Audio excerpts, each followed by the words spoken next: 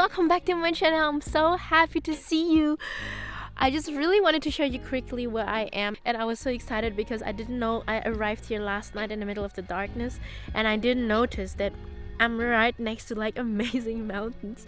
There you go. I don't know if you can see them, but it just looks amazing, and you even see like the snow on top, and it's just a really big field. You could actually wake up and see the mountains right there in front of me. Anyway, you remember that last video when my car broke down, right?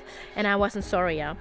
And the next day, after I thought everything was fine, the car did the same thing and it wasn't solved. So I went back to the mechanics, I told them everything, and they sort of tried to figure out what it could be. So I was here with them under the car. Like, they were testing again, and I saw you remember the heater that I put in? I think there's air coming through those connections. So we are under the car now, and it's gonna be a bit hard to explain what you mean, but you see how everything is wet? Because in these joints that is connected to the diesel heater in here is wet. So it means that air and oil is coming out at some point. So that means as well to the engine, that cable that goes to the engine, there is also air inside. It's so nice to work with proper mechanics. The car.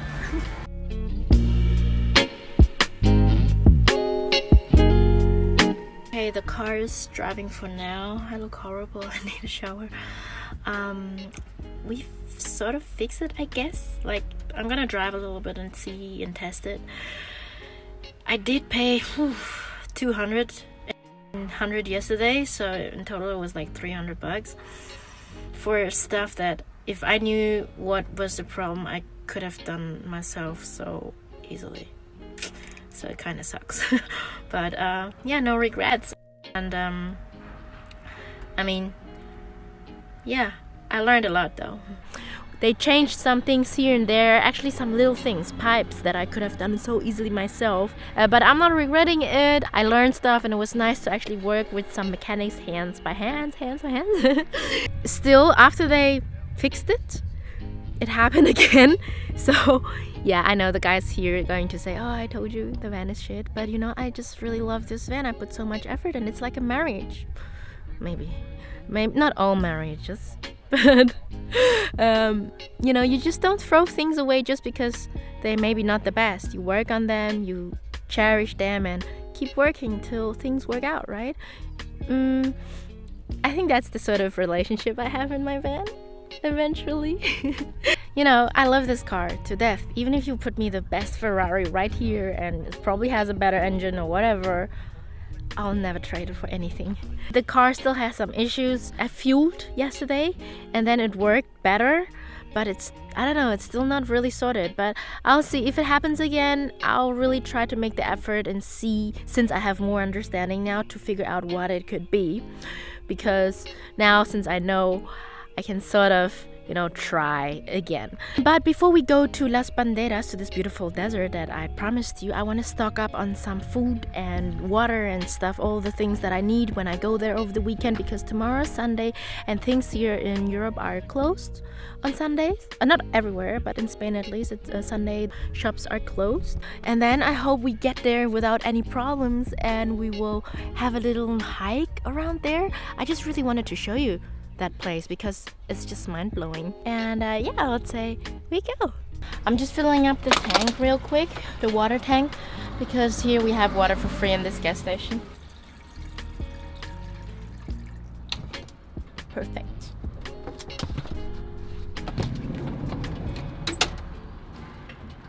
Do together.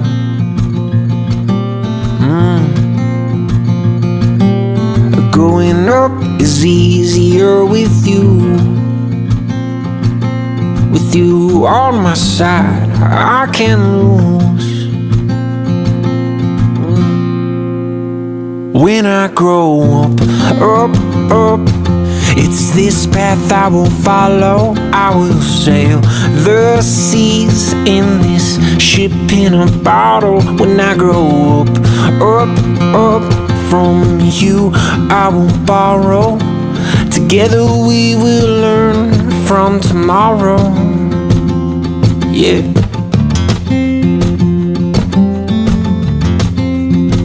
Oh, oh, oh.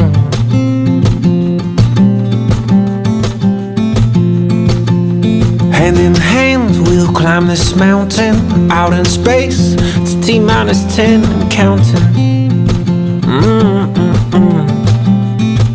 Before we're gonna cook the recipe, I just wanted to show you a little bit around. It's pretty windy, I don't know if you can hear me. I just think it's amazing what you can find and the diversity in Spain. Oh, from ocean to mountains to desert, like, it's amazing, seriously. Daniel! Hey! Look at this, guys. Look at it. Oh, that's such a dream.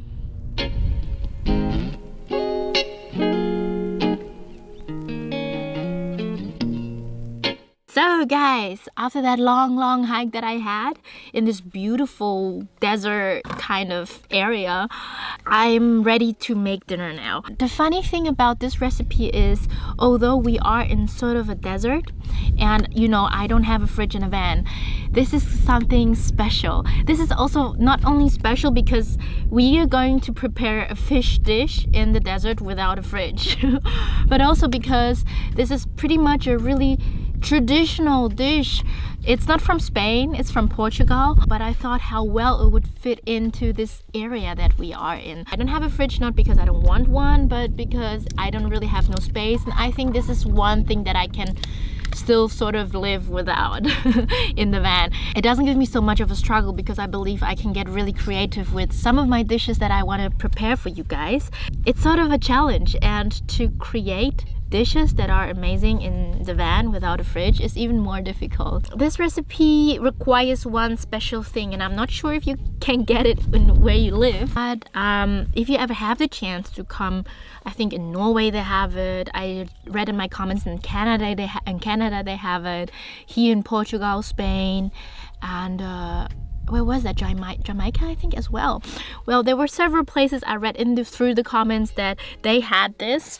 But even if you go on traveling one day, I think I talked about this salted bacalhau for quite some time now. So as you see, this is all salty fish, and I have this fish in the van now for how long? I think around 3 weeks. The first thing which we have to prepare is the fish in the water. I soaked it in for about 24 hours since yesterday night, almost 18 hours, and I would sip out the water every time I felt like it was getting too salty. Around 4 times I think I did it. What we're gonna do today is this little piece of fish that you see is already much more flexible, and it has a really special taste to it. The meat itself, because of all that salt, but it's not too salty, but it has a really own taste, and the meat is also a little bit more tight. Yeah, a little bit more tight than you maybe normally know from fish. I would say we start, and I'm gonna guide you through it. Okay, first things first, we're gonna open up the potatoes. Although the funny thing is actually that a lot of people nowadays do the dish with chips. You know, those little sticks that you get, because it's easier and they don't have to go through the process of frying the potatoes, because that's what we're going to do. We're gonna cut them into really thin pieces and then actually fry them up like chips. So a lot of people, as I said, do it. A lot of people, well, okay, this peeler is really bad. I should get a new one. Yeah. So a lot of people actually nowadays use chips, which sort of makes it even easier in the van to cook. Especially if you cook inside the van, you will get a lot of oily smell. So I normally don't like to cook while I'm sitting. It's a little bit difficult to work. What I love about those big Chinese knives are that the blade is so thin, that you can really actually get thin pieces out of your cut. Oh, it sounds like hungry as the hungry. Cut 2, depending on your hunger. Well, I would say 2 big potatoes are enough for 1 person. Just double up the recipe in case you are more. If you are 2 people, double up just the ingredients, or even more if you feel like it. You know, I don't really work with recipes. I like to improvise and I like to do it as I go. So when we cut those thin pieces, because I don't have running water here, so we're just gonna fill up some water because we want the starch of the potato to come out. So I'm just gonna kind of wash it, rinse it a little bit like that. And you see how the water gets really blurry, and this is when we get rid of all the starch. Make sure you washed your hands before. I did. Because I was in the desert, like I was just hiking around. I'm so dirty, like my whole clothing, so please don't mind me. So after we washed it, we sort of need to dry the potatoes up so we can fry it, because otherwise there are too many bubbles if it's all wet, right? We dried up the potatoes. We're gonna fry them up. So you need a lot of oil. Oh, I need to buy some oil after that. It will take a little bit longer because there's some air in here, like around here, so the flames always get a little bit more weak. Okay, after that we're gonna fry those here. After we fried them, we're gonna put them into a plate with a tissue to take all of the rest of the oil. So basically now we created our own little chips, but you can buy those obviously from the grocery store, which is probably a little bit easier if you live in a van, are living in a van, and you only have a little tiny camping stove like I have. You probably are better off buying those kind of chips just right away from the grocery store, unless you have time and you don't mind making it like me. Golden brown and beautiful. I could just eat it like that already. Okay, it's probably not the healthiest dish but it's gonna be really delicious, I promise you. After that, we let it rest a little, set it aside, and we're gonna take an onion and chop it into little squares. There's a special trick that I learned from Jamie Oliver when I was 7 years or 8 years old. I remember so clearly, and he showed how to chop onions like really smartly. I'm gonna show you how. Some of you might even know already, but some of you who don't. So you basically just cut, but not all to the end, right? You just cut it this way. I mean, this is probably really basic, but I've met people who don't know this, so it can come quite in handy. So you basically cut it into several little layers, and then you go this way. So, and then you basically just chop it down. You see it, right? How even they get? All the squares, all the little cubes are almost the same size. I took 2 garlic cloves and grated them into this little mixture.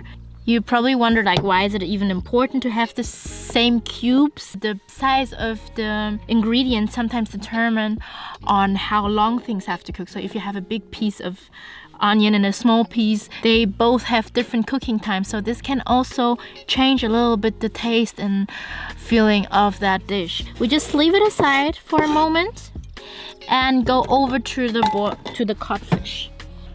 I feel like we have to hurry up a little bit because we're running with the time. The sun is about to go down. So here's the codfish. Maybe it doesn't look that appetizing right now, but trust me, it will taste really good. I already put the codfish, as you see here, in the water.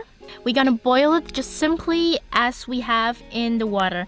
And once the water is boiling, we're gonna turn the heat on medium to low heat so it can simmer a little bit, because sometimes it depends on if you put the codfish too long in the water overnight. Sometimes it gets super soft. It might fall apart with the bubbly heat when the water is boiling. So now we are boiling it. And another trick, even if you cook pasta, you know, sometimes the pasta overboils and then everything goes out. Just put a wooden spoon on top and it will not overboil. And you can already smell that really typical fragrance of that fish. That is so really reminds me of Portugal. I think this is where I really started to eat that kind of stuff, and now I'm associating it with it a lot, of course. As I said, this is a little bit more complex dish if you do those.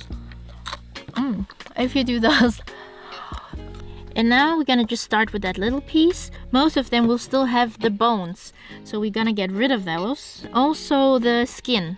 Ooh, it's so hot. Okay, I could actually give this to Penny. You don't even want to know how my van looks like right now. It's so dirty. And here we're gonna do the same. Straight out of the pot. We have those really nicely loose bits, shredded bits of bacalhau. Some skin left. It's a bit difficult because it's still so hot. So try to get as much skin off as possible. But actually, I wouldn't even mind if there was a little bit of skin. Okay, so now to the last and almost final part. We're going to put a little bit of oil in here. Gonna saute the onions and the garlic very first. And take, I would say 2 eggs for one person would be enough. We put a little bit salt in the egg. Gonna add the bacalhau to it. I forgot, you can put a little bit salt to the onions before you put the fish in. So this is a really, really typical dish from Portugal. And I think it's beautiful that I'm actually able to cook it because of my travels, right? Add half of the fries in here. Isn't that such a weird dish? Cooking actually with chips or like potato chips. Although in Portugal it's not that unusual, they even have chips as a side dish with the rice and so. And then we're gonna get the eggs in. Put it a little bit lower so it gets like a nice mess. But we don't want the egg to cook all the way through. We just want it to be a little bit more liquid. We chop up some parsley and just toss it in. And normally you would put some black olives on top. I don't have black olives here right now, so I'm just gonna leave it like that. And this, my friends, is bacalhau à brás. The sun is already down, but I'm just gonna eat this here now. Let me taste it. Oh wow. I think you could even put more eggs into it.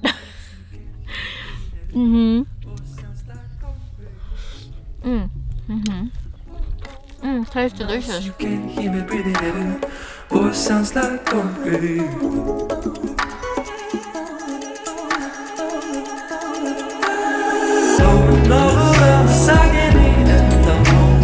Oh, it sounds like concrete. Eyes look on me. Lipstick on me. Body feels on me. Everything